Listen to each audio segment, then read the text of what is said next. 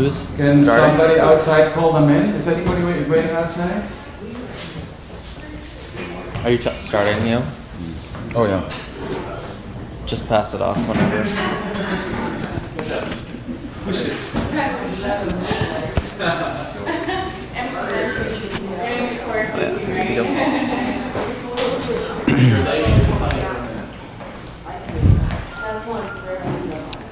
Okay, John, you want to make sure it's recording? Test 1, 2, 3, like that. Just see that there is a. Yeah. So.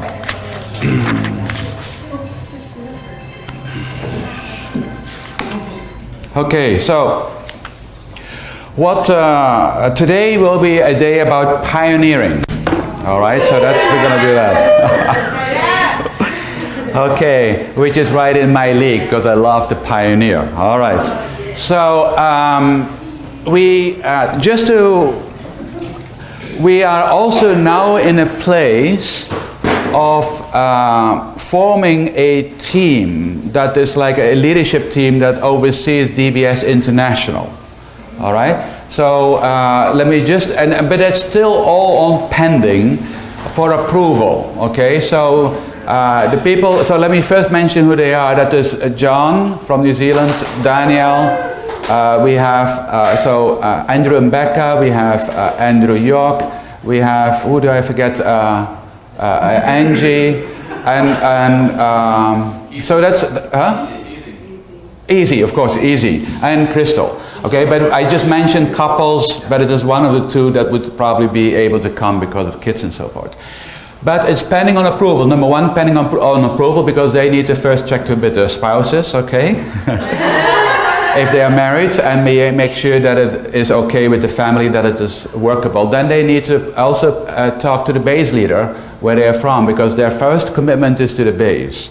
And they need to submit to their base leader. That is the first place they need to submit to.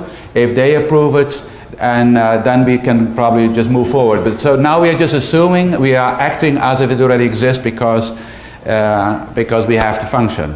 But hopefully by next week or 2 weeks later, I can send you an email or a chat, a WhatsApp WhatsApp, how you call it, app, and chat, whatever it's called, and let you know we're all in, okay? And I'm not yet fired, so no. All right. Question.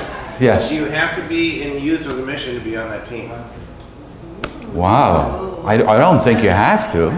No, that's a good idea. That's a good idea. You want to join us? I'll pray about it. Whoa! No, I'm really stoked. Okay. I just said to my staff when we were praying, and just before we started to pray, I said, the conference is so much better than I even had dared to hope for. All right? And it's not because of me, it's because of all you guys. Okay? And of course, Kim is also contributing big time. Anyway, just to explain, all right, so the manual that I'm trying to make standards is still very much a Kona manual, and we are trying to move away from that to become the international DBS manual, and that is why we also, that's another reason why we have the team. All right? But it has been hundreds and hundreds and hundreds of hours, man hours, have gone into these documents. So it's not something that one person came up with. It has been a lot of work. Also, the registering of the curriculum with the University of the Nations has been a long process. And so this is only just a few outcomes that you can see, and all of you guys have seen it when I helped you register the course. So for most of it, it's not unfamiliar territory. We're talking about, I have a list of about 12 outcomes, and you only have the first 4 mentioned here, all right? But there are many, many outcomes, okay? Reflect a consistent and growing expression of Christian value and character. Continued development of Bible knowledge, creating community, discovering God in the biblical narrative, and it goes on and on and on. And if you haven't seen it yet, it's right here on the pulpit, okay? I got now 2 manuals because after a week looking for it. I found it, but I lost it again. Anyway, there are 2 manuals somewhere. It's all about knowledge, skill, and attitudes. That is how we are dividing up the different outcomes. And so these are all knowledge, and there are more knowledge ones, and then the list goes on with skills and attitudes.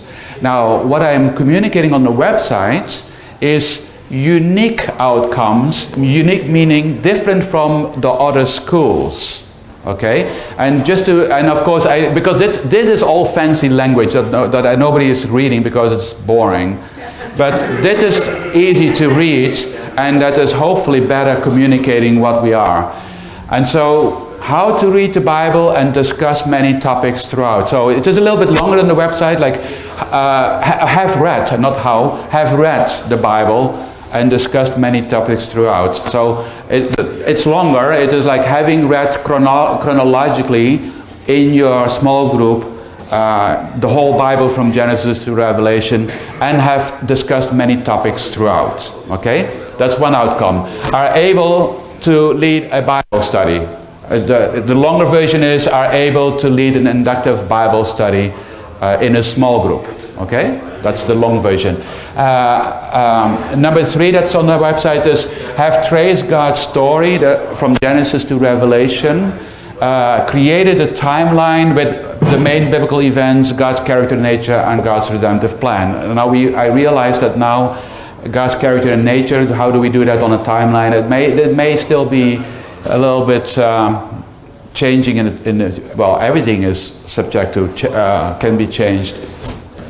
The last one is are able to give a Bible overview presentation to an audience of your choosing, and it should be 30 minutes to 45 minutes long. Again, talking from Genesis to Revelation, addressing more main Bible events, addressing God's character, nature, addressing God's redemptive plan, and having the timeline as your display on the back. The very timeline you work on for 12 weeks and will then be your display, all right, and you do that, all right, good. So that's it so far, all right. Then introducing Angie and everybody else that is coming to share a little bit about the challenges of pioneering DBS. So far what we have been doing is the Bay sends a leader to do a DBS. We had a Vicky coming from England to staff the DBS because she was an SBS person, and then take it back to England. We have Boston Aaron coming as a student to the DBS in Boston, and then went back and straight became the leader. So we kind of skipped a phase because normally you are a student staff leader. All right, we skipped it, but hey, we got 4 schools down, we got Sylvia here, we got 3 people from Boston here. I mean, it's probably the well-represented base in this meeting right here, other than Kona. So, yeah, so it's going strong. So it is possible, all right? And that is so somebody comes to get trained, and that doesn't have to be Kona. You can get any of the DBSs that are functioning. You can go there and be trained and then go and bring the school to your base. Now, preferably it's still the student staff leader approach. Yeah, so that we don't want to shortcut that too. It's normally also required with the U of N, all right? So this is the preferred method, that people come to us to get trained and bring it back, because it shows they're committed. Because often bases love to have us come and run more schools because they want more people to come. And it serves their vision and their purposes, but maybe not necessarily very committed to it, and then the school fails. All right. The second to preference also, but so not so good, but still possible. We send a leader to the base. So we have an Angie that goes to Kansas City to pioneer the school, and to Norway. We had Danielle staffing with Angie in Kansas City and pioneer the school in South Africa. What else did we do? Yeah, and then crazy, really crazy. You know, I like to do crazy stuff, all right? I like to take risks. And we had Uli, we sent Uli all the way to Germany to do the DBS. And then he went straight to Colombia 1 month or 2 months later and pioneered the DBS in Cartagena, Colombia, all by himself. Well, that's not exactly true. That's not exactly true. Ezekiel was there. But Ezekiel was not living next door, okay? He was in Panama, in a different country, okay?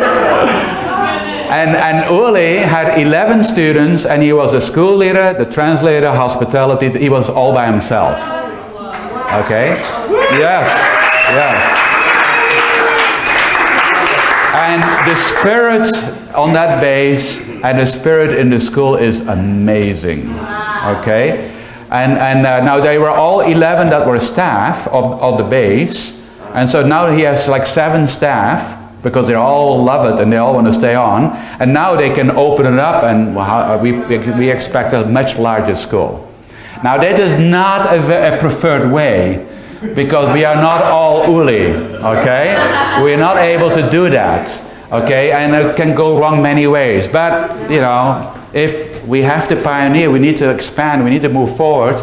But we try, of course, to do it with quality too. Then the number 3, and that is the least preferred way, is that we have an SBS or DBS or SBS DBS combination. Obviously, it can never be totally only SBS, because SBS people would not understand the DBS program. Pioneers a DBS in a new location.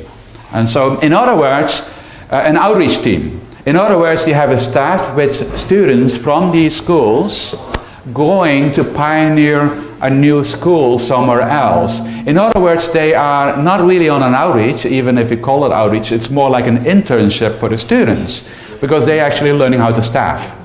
They are functioning as staff in an outreach location. And so that is, why is that the least preferred approach? Is because we don't know, because basically that means that no base commitment has been made. Other than, yeah, we're going to host an outreach team. Which means that maybe there is no follow through, they are not going to make it happen in the future. They just want us to come because it's good for the base. Now, of course, we want to do and bless the base, but we are not just an outreach team, we are not just a DTS outreach team that just lives on a base and does an outreach and goes over, and there is no continuity. We want continuity because we want the DBS established for the long term. Yes, Andrew? I think we could say it has the most challenges because it requires more commitment. Maybe it's a better way of expressing what it has the most challenges. So far we have only done this in Bible poor places, meaning we don't have any SBS or DBS or Bible School of the Nation or Bible Caucus. We don't have anything Bible, and maybe the whole nation is very poor in Bible, such as Samoa, Solomon Islands, and Papua New Guinea. Okay, now they are poor, they have plenty of churches, but maybe as far as in our circles of YWAM, there is nothing happening when it comes to Bible. So in those places, we used the number 3 and going very well, particularly the one in Papua New Guinea. Imagine that, okay? So we pioneered, like we had a team of 4 from Queenstown, New Zealand, come to do the school in Kona. Then they pioneered the DBS in Queenstown, New Zealand. Then they pioneered that outreach team from that first school, the very first DBS, pioneered the one in Solomon Islands. And then this year, they pioneered one in Papua New Guinea. And that DBS in Papua New Guinea went on outreach, and they went to villages, and they had like one village, almost 300 people were converted right there on one day, and they were all baptized. Okay, that is, you know, so it's possible. This is also possible. Okay, I do not know how, only God knows. Okay, so, all right. Yes. How about a DBS leader is asked by a group of pastors in a denomination in a foreign country or even in America to come and train them for a week on how to implement a DPS church strategy and start schools throughout their denomination and their congregations? Yes. I mean, I say yes to nearly everything anyway, but anyway. Yes. It doesn't mean as much that way. Oh no. No. I never. Okay. Okay, okay. Yes, yeah. Yeah, we've been having that in China and Yeah. with House Church and Right. House Church Networks, Yeah. and they all want the DBS curriculum, so some of our outreaches will go on to So- the networks. There you go. There you go. I think we all would say yes to that. Yeah. All right, I want to give it to Angie because we are really short in time. This is just to get it going, yeah? To get the conversation going. It's a miracle!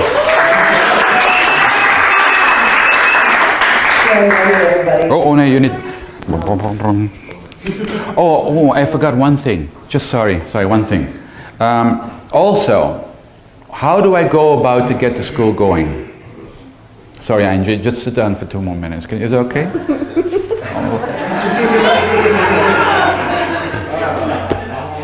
All right. Okay, so to do a school, okay, there is a base interest. Let's say Orlando, like we mentioned Orlando, right?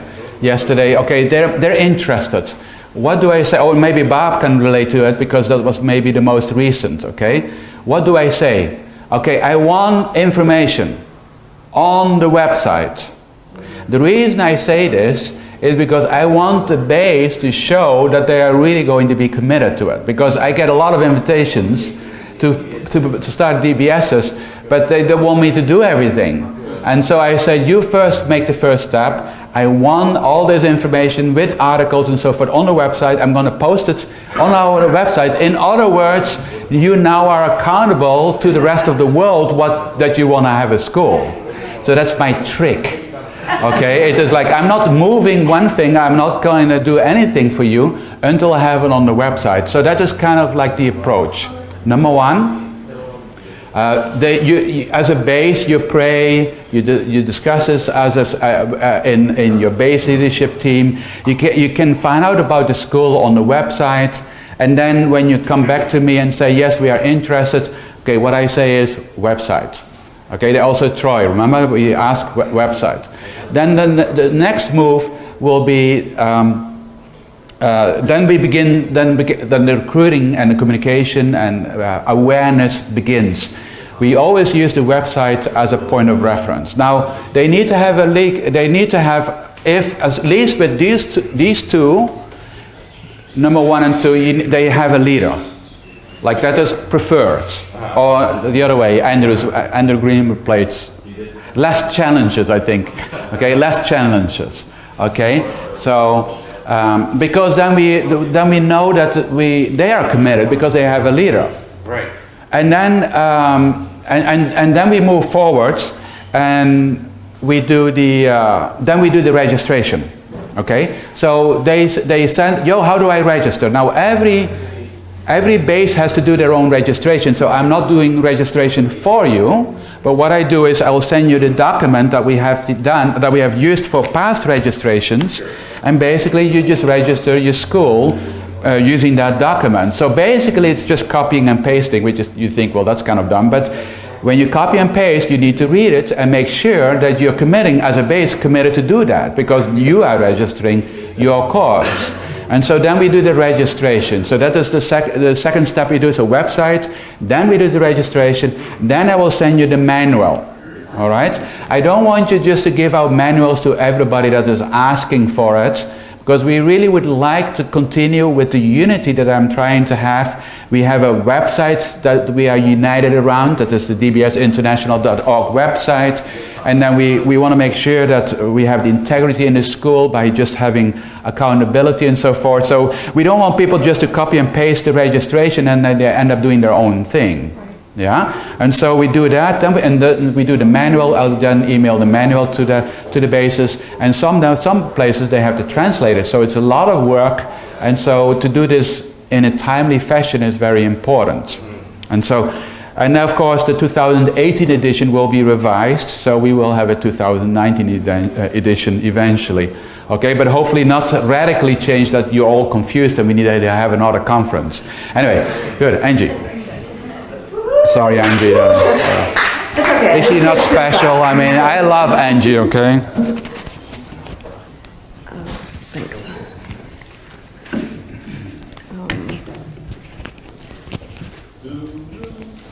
Yeah, seriously. Okay. And with the manual, just know that, like the Bible, it's alive and active and it changes. Well, the Bible doesn't change, but the manual does. So the Bible or the manual is always being updated. So after every school, it's always good to go through it again because you're in the middle of teaching somebody something and you're like, there's a typo. You're like, man, or something else, like the book introductions. I'm like, I thought that was in there. So, yeah, you always are changing and making things better. So know that that manual is a blessing, and I'm not going to say it, but it's a good thing. But it's also a pain sometimes too. Yes. So now I'm going to talk a little bit about pioneering. I have a little bit of experience in it. And as we all know, one of the foundational values of Youth with a Mission is that we're broad structured and decentralized. And so with that, and when you go to a base to pioneer, that means that you will come into a new culture. You'll come into new rules of how the base leaders have structured their campus, how they want things run. And so with DBS, you are, what I say is like you're coming under their leadership. So you're coming under their authority. You are just presenting the DBS to their base. Like, so when I went to Kansas City, when I went to Norway, it wasn't that I brought Kona DBS.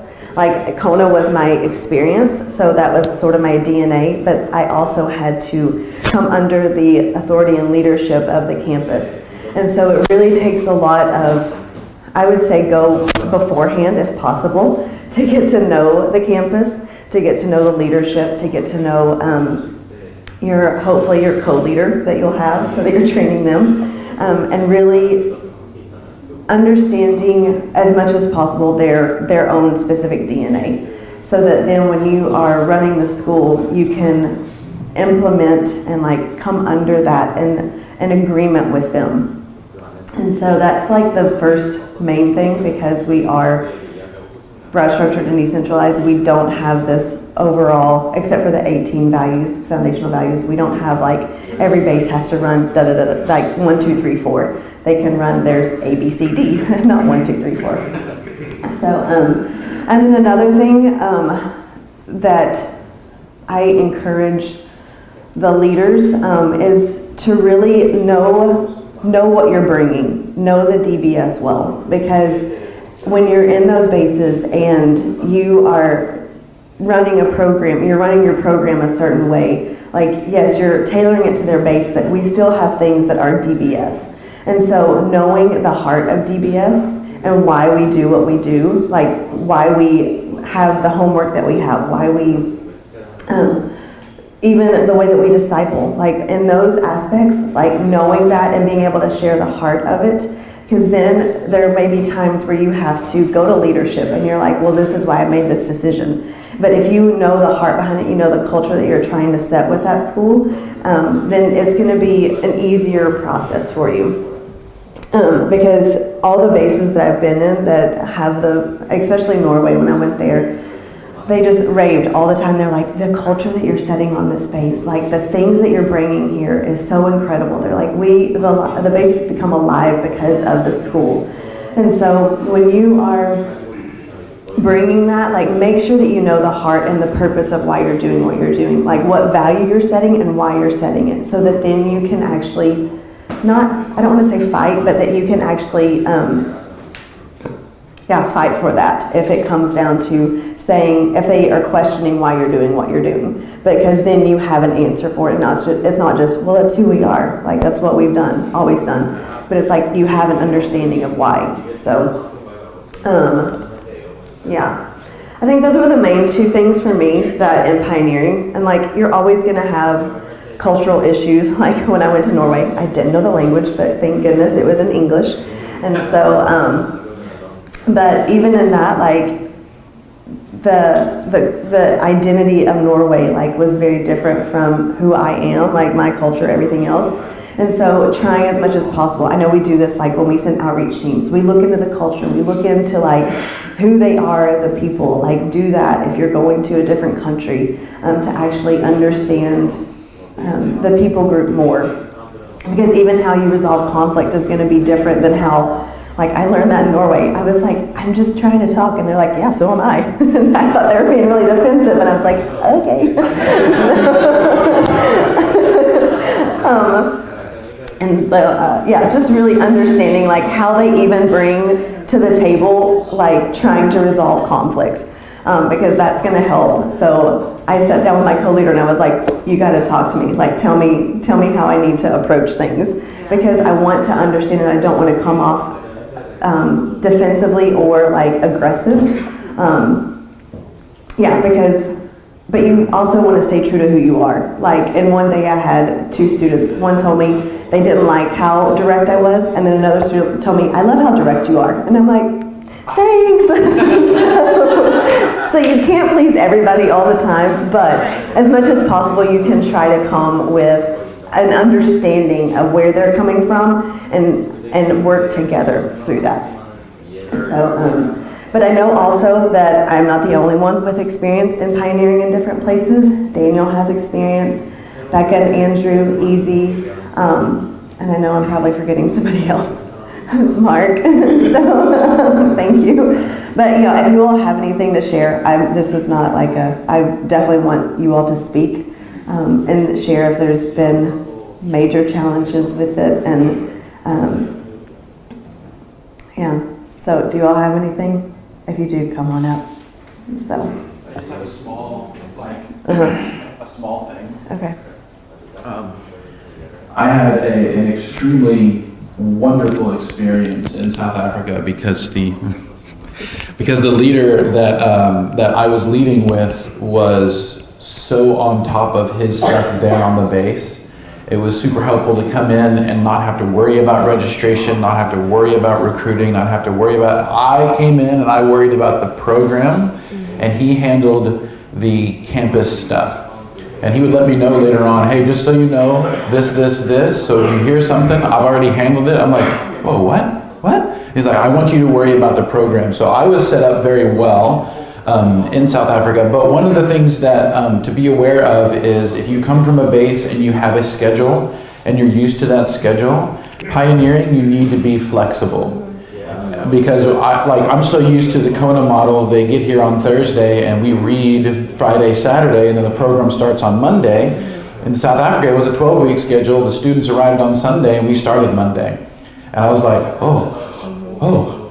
so I started communicating to students, you need to read Genesis before you get here. You need to have this done. And then our program ended on a Thursday and they graduated Friday. So there was no weekend to prep for the overview presentation. So I had to adjust how I communicated with the students to prep them for their overview. I was prepping them in week 7 and 8. Like, you guys got to get ready. You guys have to be aware. We were providing more afternoons off for them or more mornings off, and being very direct, saying you need to prep for your overview. Don't use this time to just have breakfast and lounge. That's the only thing that I can, in my experience, I had a wonderful experience, but for thing number 2, when you send the leader to the base, something that I wasn't expecting when I first went was I was the only one, didn't know anybody, and being introverted, I went prepared that I would spend weekends kind of by myself and not doing things with everybody else. And so that's just something emotionally and mentally to be prepared for. If you're going to go pioneer, then be ready that you're going to be there and you're not going to have anybody that you're have a relationship with. And sometimes it's easy to spark those relationships, but you also got to realize those people have families and stuff like that. So just be prepared that there might be some lonely weekends whenever you're going to pioneer. So those are the things that I encountered. Flexibility with the schedule as far as when you have things, when you do things. Get to know really well the program of what you can hold on to and defend and what you just need to let go of, because there's just things that they do differently there, and you want to come under, like in Kansas City, they had outreach on Monday and that Monday was gone for homework and everything. So I was like, well, we'll just adjust when the homework deadline is so they'll have extra time and we can go do that part of that. So just bringing that degree of flexibility to the base is key.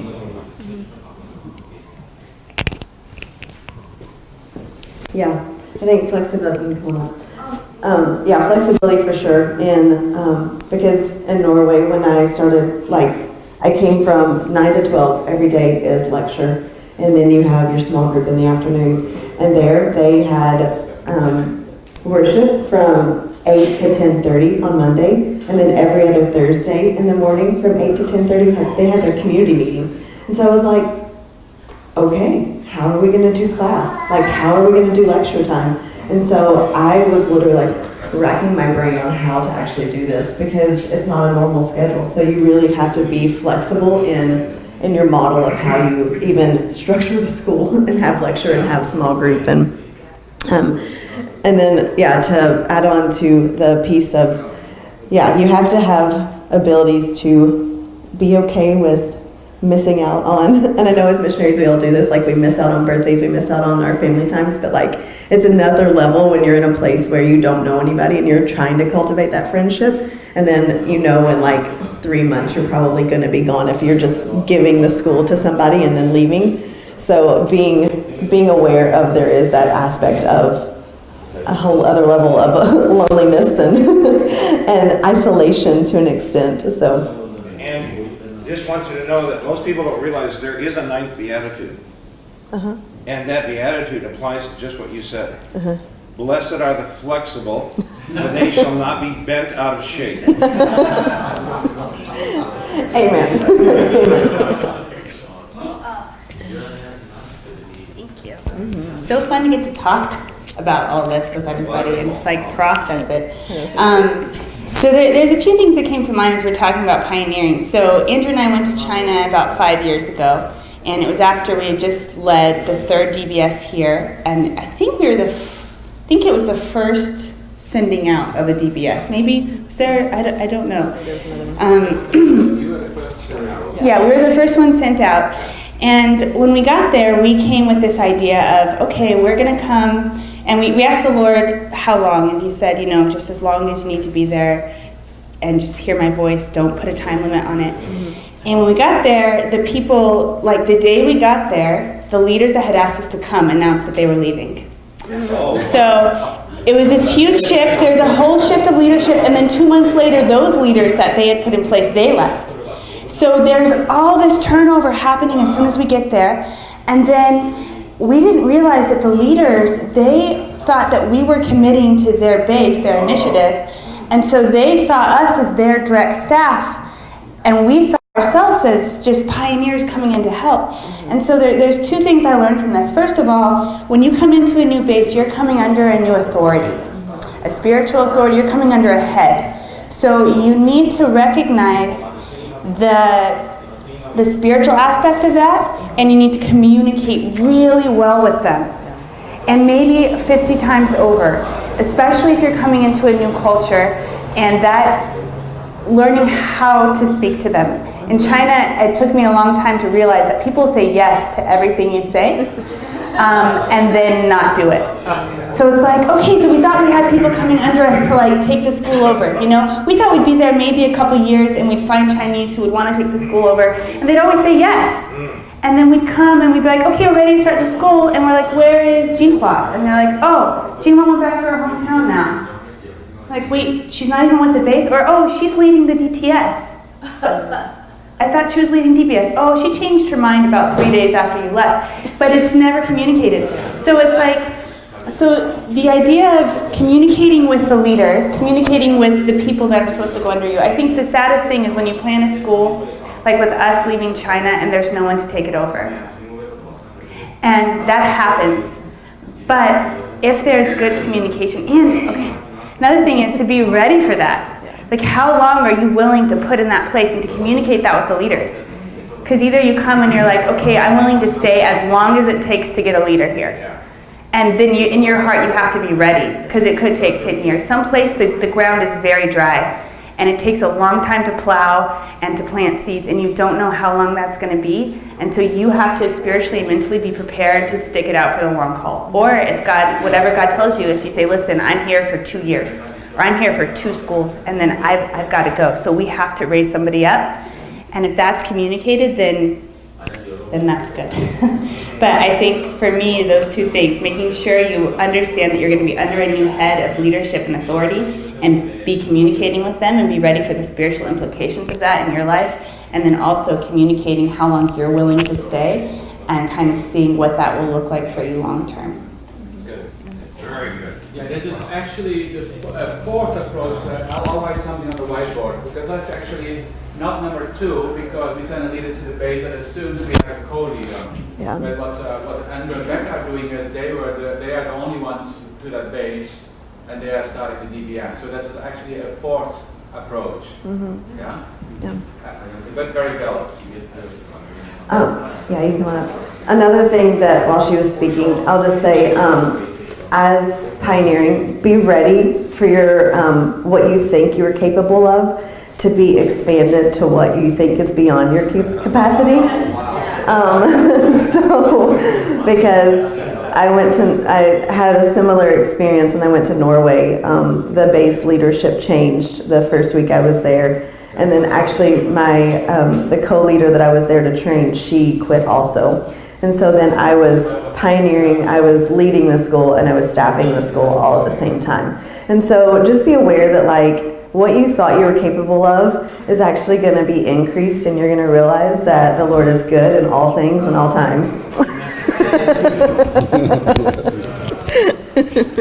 Yeah, in Nepal, we pioneered the DBS Pokhara last year, and now we're pioneering the DBS Kathmandu this year. So what we ran into on the website, putting up the website, was there are a bit sensitive material now. So some of the leaders did not, initially we thought we'd put their pictures and a little blurb about them, and the leadership in Nepal kind of said, no, we shouldn't do that. We should keep it kind of under the radar. So that's an area that you need to be sensitive about and run that by the leadership before you publish anything. Second thing is the finances. In Nepal, they charge $150 for the course.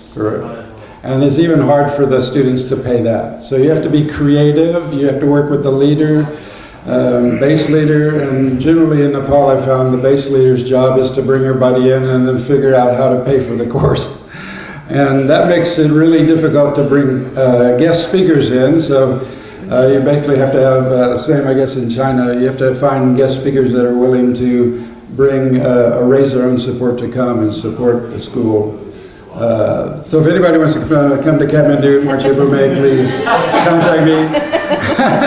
And then third, trying to make these, we did raise up a leader in Pokhara and now Kathmandu, and actually Yo came, paid his own way, thank you, and invited both of them to come here, and they were really excited about coming here, and they both went down to the U.S. Embassy and applied for visas, and they both were refused, and that really was painful for them. And so somehow we need to figure out a way to include these leaders in these countries where they can get into America. So maybe do like hubs, Asian hubs like SBS is doing. I don't know, that's something to think about.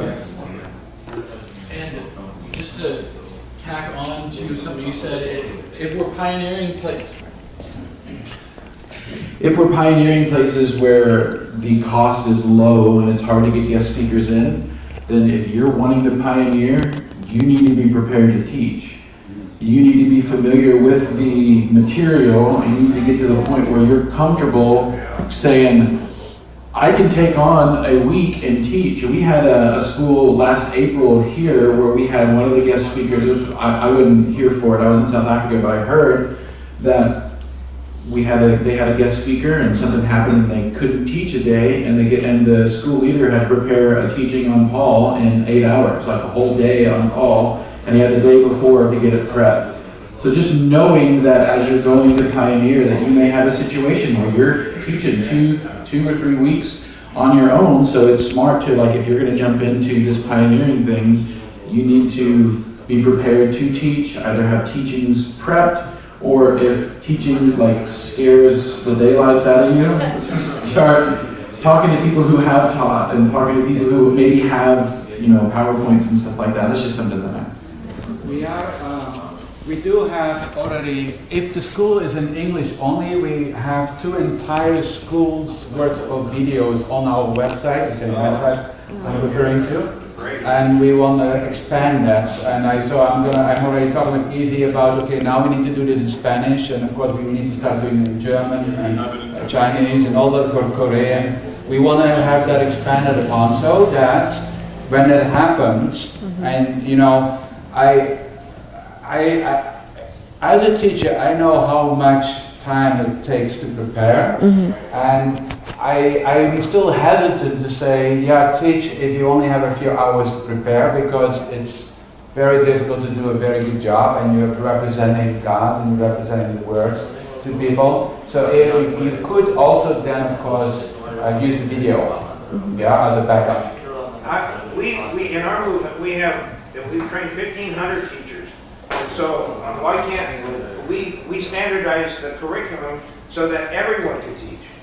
And if, I was just wondering if you took the best of your teachers and they were willing to give you their notes, and you had that in a manual that you could give to people if that situation occurred, that they would have those teaching notes handy and they could review them. And that's another idea. That's right. Yeah, and so when we were pioneering the DBS in Solomon Islands, we did try the video approach, but one of the problems is because English isn't their first language. Also, just being aware that, like, you know, like if English is your first language, you'll use more fancy language. And so if you have all this fancy language in there, it's hard for them to understand. And it's a little bit fast. And so I wouldn't necessarily depend on that 100%, especially if it's, Of course. yeah, but that's just my experience. Because of language. That's what I'm saying. We need to have it in Spanish and in Solomon language. We need to have it all in other languages. So begin recording your teaching, especially if you know they are very good. Every school leader, I would like every school leader at every base to have a vision for getting everything online. Yeah. Okay? So when you have a school in Germany, you wouldn't want to, you don't, why? And you have, say you have a famous teacher coming in. Say you have a famous teacher coming in, okay? That we know everybody loves to hear. Why not tape it? Okay? Think long term, don't think just for your school. Hang on just a second. One more thought in that area is that we've also done like Skyping and having it on a big screen, and they can, you have the little thing where you can see them, you can talk directly to a person, you can say it in English and pause and have them translate. It's much more interactive than just a video, but the person doesn't have to travel there. Just need to make sure you have good Wi-Fi. I think something that, in my experience, not only with WAGON, but pioneering with other organizations also, we usually struggle with staff, like not getting enough staff, or even not getting good staff. You know, sometimes you have people there, but you're like, you are useless. And, no, of course. But you know, when we went to Panama, I had 3 staff that were going to come with me from here, from Kona. And within the last month, before the school started, all 3 of them said they couldn't come. And so we had a little baby, so Crystal couldn't be staff, so it was like just me. So I was like, well, you know, what do I do? So I said, well, the only thing I can do, you know, other than cry is pray. And so I cried and prayed. And what God said was, to me, He said, you know, you were too dependent on the staff. So I took it away. And I said, okay, that's great. But what is the solution? You know? And so God said, you know, just trust me. And I said, okay, we'll trust. And in the last couple of weeks, that's this last month, I think, somebody gave me a recommendation of a staff that was going to come, and her name was Gracie Walton. And I want to recognize Gracie because Gracie basically was 3 staff for me in that school. So I want to give her a round of applause.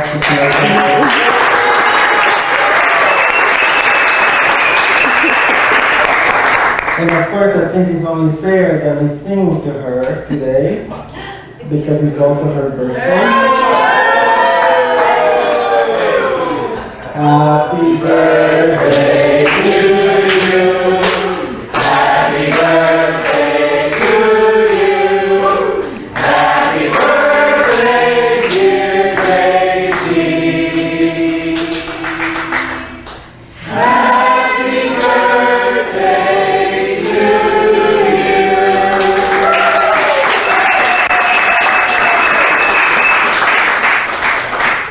So, get good stuff, and that's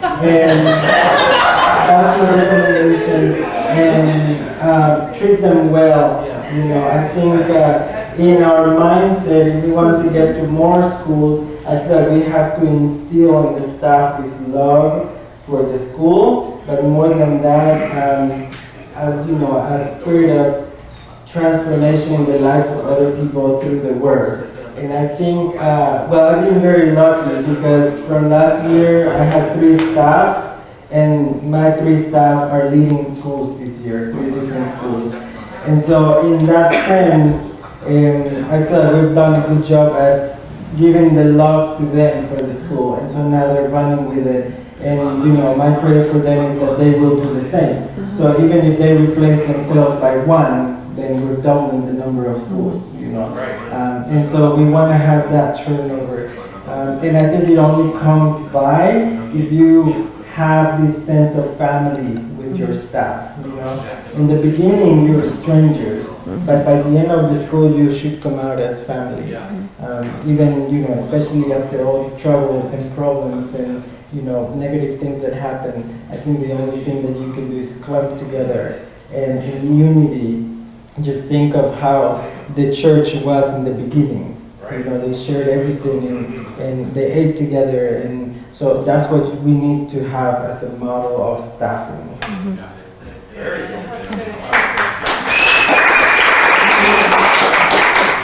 Yeah, one thing I implement or try to take to all my schools is family. Like when I first went to, BK and I were FaceTiming. And I was here in Kona and he was in Kansas City, and he was like, what do you want to bring? And I was like, a sense of family. I was like, that's my whole thing with DBS. I'm like, if you can't create a community in the school and like a sense of belonging, then I think that's what everybody longs for. And so if you can create that in the school, it's really good.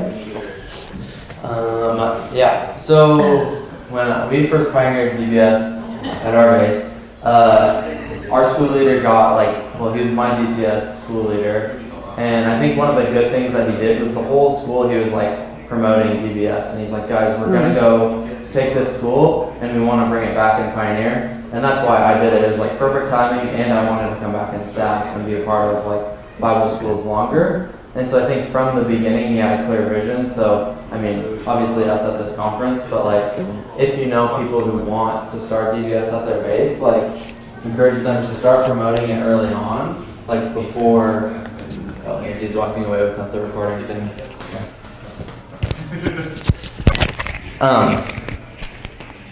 Encouraging them early on, and just casting the vision. Also, I think something that is important is having a strong word of the Lord, because YWAMers are some of the least committed people in the world, and so just as we've heard through all the other testimonies, people are like, yes, I'll go, and then never show up. So I think having a strong word of the Lord is really important, because you have to know what you're on about, and you have to know what happened with Easy, no one shows up, and it's okay, what do I do now, God? And trusting Him through those hardships. I think those are the few pieces of input that I want to share. Thank you. Come on up, Mark. Yeah, if there's anybody else who has any like feedback, input for pioneering, then come now because we are gonna move into something else really quickly. So Mark, you identify yourself with the fourth, right? Yes. With China. Move from Thailand. Kinda, yeah. Yes. So he's number 4. So I went to Hurlock and I was blessed to be there a year, staffing the SBS before I did the DBS. But something I learned was with the, kind of like Becca was saying, with the spiritual atmosphere of the base, but also the judgments of the people. The Bible schools had made a reputation from themselves many years before that some of the older staff were still holding on to, of the Bible schools are the holy place and kind of avoid the rest of the base. So something we really wanted to do with the DBS was say, hey, we're here for the base, and really come against that. So we purposely tried to make like the reading groups outside, so it's very obvious we're a part of the base. We tried to keep them out of the classroom as much as possible to say, hey, we are here with you guys. And the first school, we got some good feedback of like, it inspired people to read because they always saw us reading in the base or outside on the grass. And the second year, that's when the older people were like, we really like this DBS, you need to keep coming back. It brings a whole different atmosphere. And so the aspect of knowing kind of what people are thinking, or judgments they might have, and trying to maybe correct them or to just bless the base with the school. Thank you. Okay. Anybody else for pioneering tips? BK?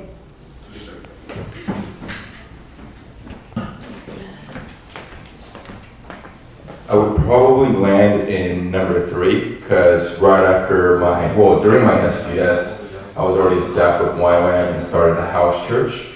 So the leadership approaches me and say, hey, why don't you start a DBS? And I had no idea what a DBS was other than I run a house church and I multiply. That's all I know. And so I'm also a good recruiter. So obviously from the leadership strategic perspective, BK, he's already walking up discipleship, he loves the word, and he can recruit. So voila, boom. But I think one of the best things to do from a co-leader perspective is making sure expectations are all on the same page. Because I was recruiting saying, hey, I'm going to teach you how to church plant through the word. And I had no idea like really what a DBS was because I couldn't really give them an answer, right? I'm like, oh, they recruited me because they saw what I was doing. And I guess they just want me to create a school for what I'm doing, right? And so I think when DBS came in, it's like even with the students that are recruited the first quarter, I was like, oh, this is what a DBS was. And so I think from the front end is to give clear-cut language to even like giving the students vision and giving the co-leaders and potential staff vision of what DBS was, because I didn't have the luxury to do a DBS. I wish I did, but I wasn't released to do one. So there's going to be cases like that, and so you'll get people like me, like recruiting like 25 people, and then all of a sudden like, oh, okay, this is what a DBS is. Sorry, it's not a church planting school.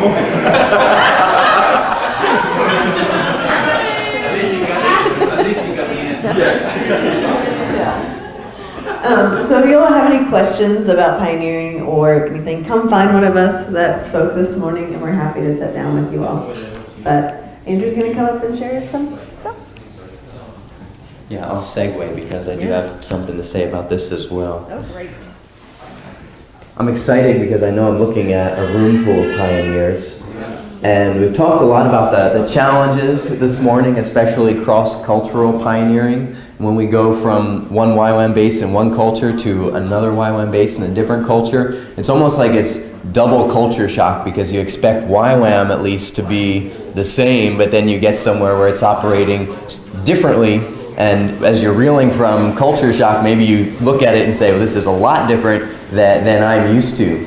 And I want to encourage you guys, wherever you go, you know, the YWAMers are our family. We have that DNA. And the reason it doesn't look exactly the same is because we follow values. We don't follow, religious structures. So when we got to China, when we got to Perth, it was two totally different pioneering experiences. In China, it was much less structure than we were used to. In Perth, it was much more structure than we were used to. And both times, it was sort of felt like we were stumbling at the beginning, like how do we operate in this? But when we began to look at it and say, well, why do they do this out of our values? Why is it this way? Which values are they reinforcing by their structure or by their family or by the schedule that they have? Then we began to see, okay, we're the same. We're all following the same principles. We're all after the same thing in God's heart. And we were able to find unity in those things. So when you guys go, I want to encourage you that you can find that unity. Even when your first steps into a new place are not necessarily the easiest steps that you felt they were going to be. And for me, one of the things that God kept putting on my heart when we were in new locations is be affirming of what that base or what that location is doing. Especially if you have a co-leader or staff that are going to then run that school long-term in that place. You want them to know that DBS is a school that flourishes, in YWAM values, not in one structure, not in one classroom, but anywhere has the potential to bless and serve that base. So, we want DBS to be a good taste for the bases and to encourage more people to get into the Word. And as we go and we affirm the way we see our brothers and sisters walking out in YWAM values, even if it's different than us, we can be affirming, and so that next school leader can go in knowing, all right, this is the way that DBS will really take shape on this base. So just want to encourage you guys, it's, despite the challenges, it's rewarding and it's life-giving, and you can walk away seeing the lasting fruit. Whether a school runs there every 6 months or every year for the rest of eternity or not, there's eternal fruit that comes from that pioneering because of the work that God's done in people's hearts. And even right now, as we close this time, what we wanted to mention is that there's pins on the board